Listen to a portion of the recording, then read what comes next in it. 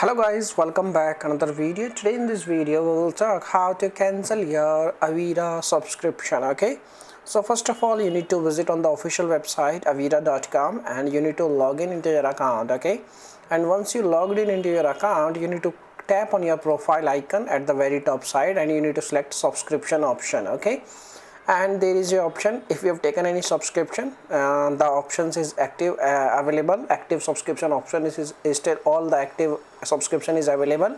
You just need to click on this button like show renewal settings, and once you select this option it will pop up all the options by which you can cancel your subscription. There is a button also cancel subscription renewal, and you can cancel by pressing this button, and you can follow the on screen instructions and you can cancel your subscription very easily. Okay, now if you have any other questions you can make a comment. I will reply you very soon, and thanks for watching this video. Bye bye, take care, see you soon in the next video.